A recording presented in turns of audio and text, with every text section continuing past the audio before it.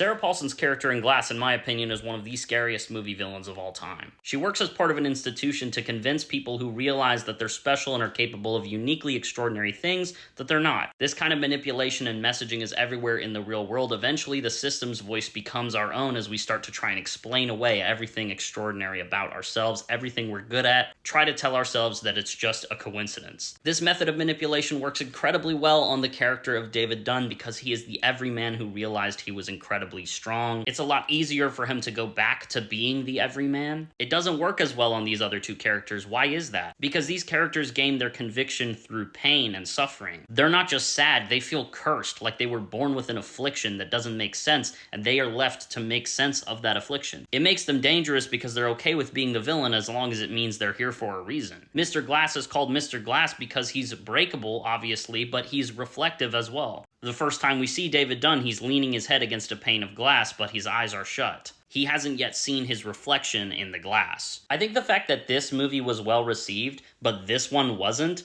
tells me a lot about how people view M. Night Shyamalan. Because it's so easy to just see this as a superhero movie, and it's like, oh, he didn't know he was Superman. Whereas this movie says, you don't know you're Superman. Maybe that's too corny for some people, but the enemy is the fact that we all deter ourselves from believing that we're special. It's no wonder people thought that this guy was a superhero and that this film actually takes place in the Unbreakable universe. This is not literally an Unbreakable movie, but this guy is a friend of that same system. He's someone who puts on a mask, doesn't feel emotions, and is able to walk through effortlessly because of it. But when you suppress your pain, you can become someone very dangerous. And they're not held accountable a lot of the time because they become invisible as long as they're able to wear this palatable, typical mask. So in a way, he is a supervillain. He has a gift for getting out of situations, but it's because he cooperates with that same system. A system that awards keeping everything neat, tidy, wiping the slate clean. But if you look closer, everyone is different.